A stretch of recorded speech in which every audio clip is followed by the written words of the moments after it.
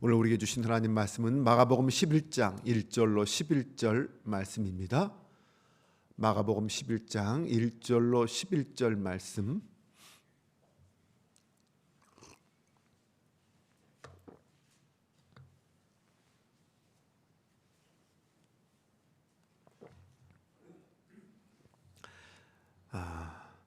우리 함께 같이 한 목소리로 봉독하겠습니다. 그들이 예루살렘에 가까이 와서 감람산 벳바게와 베다니에 이르렀을 때에 예수께서 제자 중 둘을 보내시며 이르시되 너희는 맞은편 마을로 가라. 그리로 들어가면 곧 아직 아무도 타보지 않은 나귀 새끼가 매여 있는 것을 보리니 풀어 끌고 오라. 만일 누가 너희에게 왜 이렇게 하느냐 묻거든 주가 쓰시겠다 하라. 그리하면 즉시 이리로 보내리라 하시니 제자들이 가서 본즉 나귀 새끼가 문 앞 거리에 매여 있는지라. 그것을 푸니 거기 서 있는 사람 중 어떤 이들이 이르되 나귀 새끼를 풀어 무엇 하려느냐 하매 제자들이 예수께서 이르신 말대로 말한데 이에 허락하는지라. 나귀 새끼를 예수께로 끌고 와서 자기들의 겉옷을 그 위에 얹어 놓음에 예수께서 타시니 많은 사람들은 자기들의 겉옷을 또 다른 이들은 들에서 벤 나뭇가지를 길에 펴며 앞에서 가고 뒤에서 따르는 자들이 소리 지르되 호산나 찬송하리로다. 주의 이름으로 오시는 이여 찬송하리로다. 오는 우리 조상 다윗의 나라여 가장 높은 곳에서 호산나 하더라. 예수께서 예루살렘에 이르러 성전에 들어가사 모든 것을 둘러보시고 때가 이미 저물매 12 제자를 데리시고 베다니에 나가시니라. 아멘. 할렐루야.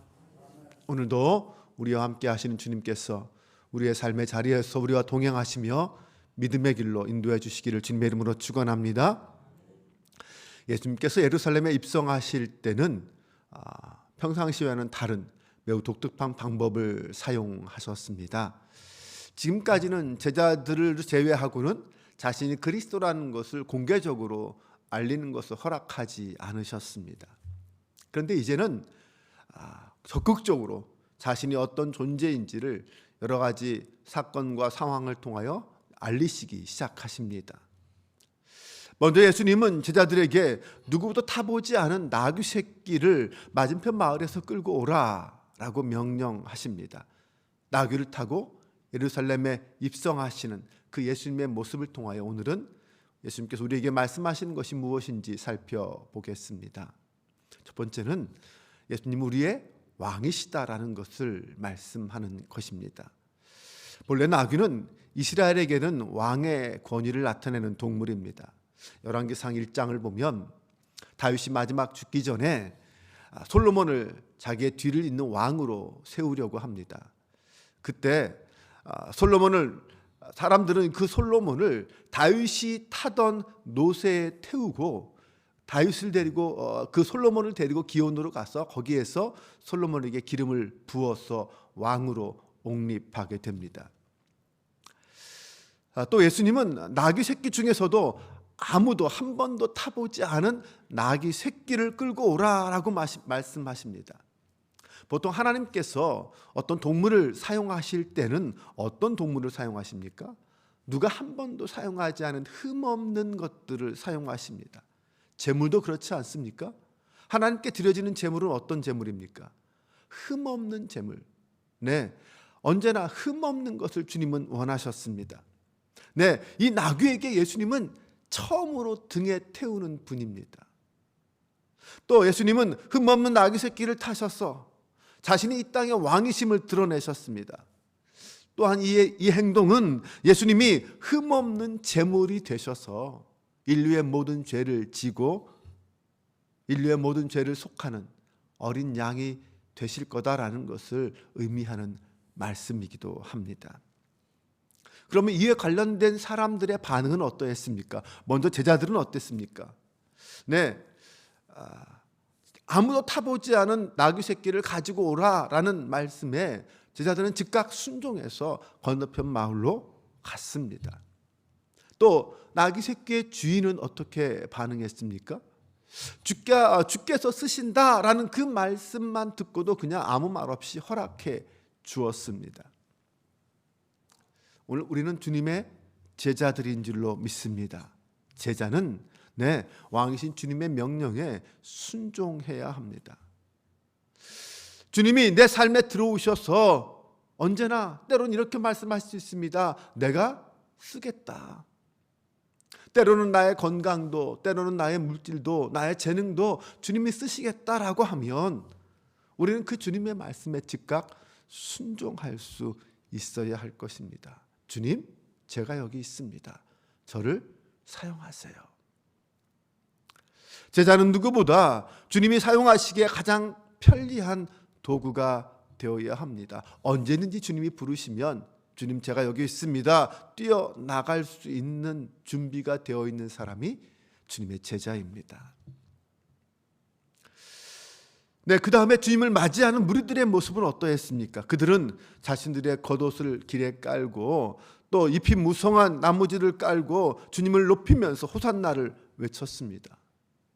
그들은 주님의 왕적 권위를 인정했고 그분이 자신을 구원해 주시기를 바랬습니다. 이처럼 예수님은 우리에게 우리의 찬양과 경배를 받으시기에 합당하신 왕이십니다. 그 주님은 지금도 우리에게 왕으로 오셔서 우리를 다스리기를 원하십니다. 우리가 내가 내 삶의 주인됨을 기꺼이 포기하고 주님이 내 삶의 주인 되셔서 나의 왕이 되셔서 나를 다스리도록 내어 놓을 때 비로소 우리는 하나님과 우리와의 관계, 예수님과 우리와의 관계가 온전하여집니다. 그게 가장 바른 관계가 된다는 것입니다. 우리는 주님 앞에 겉옷을 깔고 호산나를 외치던 그 사람들의 모습을 뛰어넘어야 합니다. 그들의 마음을, 그 이상을 가져야 합니다. 그리고 언제나 주님이 부르실 때 주님 앞에 나아가 굴복하고 순종해야 합니다. 이것이 주님을 나의 왕으로 모시는 우리의 모습이라고 믿습니다. 두 번째, 주님은 겸손의 왕으로 이 땅에 오셨습니다. 나귀 새끼를 타신 것은 자신이 왕이라는 사실을 드러내는 동시에 그 왕 중에서도 그냥 왕이 아니라 겸손과 화평의 왕으로 오셨다는 것을 알려주고 있습니다. 당시의 주변 나라들은 왕이 개선할 때는 무엇을 탔을까요? 군마를 탔습니다. 전쟁에 쓰이는 가장 위풍당당한 멋진 말을 타고 입성했겠죠. 그럼에도 예수님은 이스라엘의 전통에 따라 나귀를 타고 입성하셨습니다. 분명 나귀와 말은 다릅니다. 더구나 나귀 새끼는 세상적인 화려함이나 권위나 영광과는 거리가 먼 초라한 동물입니다. 예수님께서 굳이 나귀 새끼를 선택하신 이유는 사람들이 기대하는 그런 화려한 왕이 아니라 고난받는 겸손한 종으로서의 왕이다라는 것을 보여주기 위함이었습니다. 바로 성경에서의 예언을 성취하기 위함이었습니다. 스가랴 9장 9절에 보면 이렇게 말씀합니다. 다 같이 한번 읽어보겠습니다. 시온에 따라 크게 기뻐할지어다. 예루살렘에 따라 즐거이 부를지어다. 보라, 내 왕이 내게 임하시나니 그는 공의로우시며 구원을 베푸시며 겸손하여서 나귀를 타시나니 나귀의 작은 것 곧 나귀 새끼니라. 하나님은 스가랴 9장 9절을 통하여서 이스라엘에 임하시는 왕은 겸손의 왕으로 나귀 새끼를 타고 오신다라고 분명히 말씀하였습니다. 예수님은 그 말씀을 성취하신 것입니다. 일반적으로 나귀가 하는 일은 무엇입니까? 사람의 짐을 대신 져주는 일을 합니다. 예수님이 나귀 새끼를 통해서 우리에게 보여주시는 것은 바로 그것입니다. 우리가 우리 인생의 죄의 짐을 지고 이 땅을 힘들게 살아가고 있는데 예수님이 우리를 대신해서 그 모든 짐을 져 주신다는 것입니다. 겸손히 하나님의 대속 사역을 이루심으로 우리의 모든 죄를 지고 고난을 받으시는 주님, 그 주님으로 이 땅에 오신 것이죠. 주님은 우리의 왕이시라고 했습니다. 그런데 그 왕은 어떤 힘이나 권력으로 우리를 다스리는 왕이 아니라 오직 겸손과 사랑으로 우리를 섬기는 왕으로 오셨다는 것입니다. 어떤 군사적인 힘이나 어떤 정치적인 사람이나 어떤 능력이 아니라, 그런 인간적인 능력이 아니라 성령의 능력으로, 십자가의 섬김과 사랑으로 친히 성전이 되시고 친히 제물이 되셔서 친히 제사장이 되셔서 우리의 구원자가 되어 주셨다는 것입니다.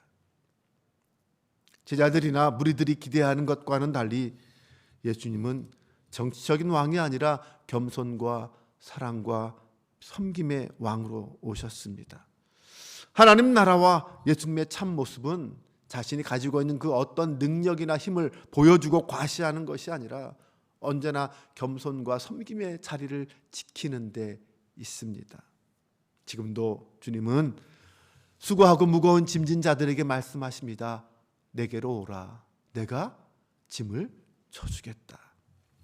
겸손과 온유로 이 땅에 오신 주님, 우리의 모든 짐을 지시고, 아니 우리의 모든 걱정과 근심과 염려를 주님께 내어놓을 때 대신 주님이 다 져주시고 우리를 평강과 위로의 길로 인도해 주시겠다고 약속하셨습니다.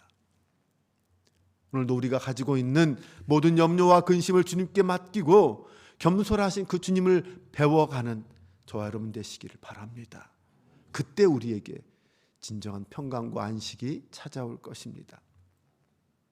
기독교가 로마 제국에 전해졌을 때 이미 로마 제국 내에는 여러 수많은 종교들이 뿌리를 내리고 있었습니다. 기독교는 그 모든 종교들 중에서 가장 늦게 로마에 소개된 종교였습니다. 더구나 당시 기독교는 가난한 사람들, 노예들의 종교라고 인식되고 있었습니다. 그런데 그 기독교가 결국 마지막 끝까지 살아남아 로마 제국의 최후의 승자가 될 수 있었던 이유는 무엇이었을까요?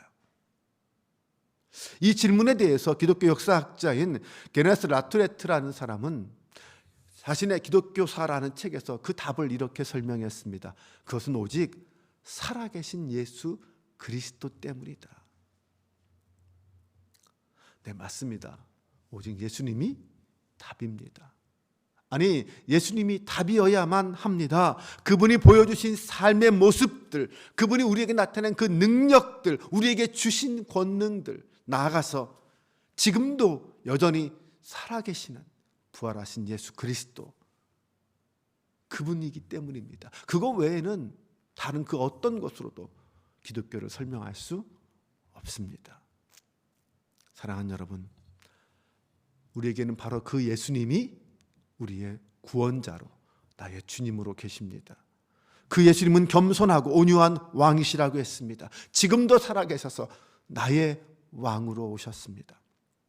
마땅히 그분 앞에 순종하며 그분의 왕되심을 세상 사람들에게 선포하고 증거하는 주님의 자녀로 살아야 할 것입니다. 또한 주님은 우리의 모든 죄의 짐을 대신 져 주셨습니다. 겸손하고 온유한 종으로 오신 그 주님이 이 땅에서의 삶에 지쳐하고 힘들어하는 그러한 우리들의 영원한 안식처가 되어 주십니다. 날마다 내 인생의 짐을 주님께 내어 맡길 때에 진정한 안식과 평안을 경험할 수 있을 것입니다. 오늘도 이 새벽에 기도할 때에 나의 모든 인간적 무거운 짐들을 주님께 맡기고 하루를 시작하시기 바랍니다. 나와 동행하시며 나에게 새 힘 주시는 그 주님을 만나게 될 것입니다. 기도하겠습니다. 아버지 하나님, 나귀 새끼를 타고 호산나 다윗의 자손이여 라며 외치고 경배하는 그 속에서 주님은 예루살렘에 입성하셨습니다. 그때 주님은 마음은 어떠했을까요? 나귀 위에 주님은 무엇을 생각하고 계셨을까요? 주님은 저들의 환호가 얼마나 부질없는 것인지 아셨겠지요. 십자가를 향하여, 죽음을 향하여 들어가는 예루살렘 그 입성에서 주님은 얼마나 큰 결단을, 다짐을 하셨을까요? 사랑의 주님, 오늘 2000년 후 우리들이지만 이 주님의 마음을 조금이라도 헤아릴 수 있는 저희가 되기를 원합니다.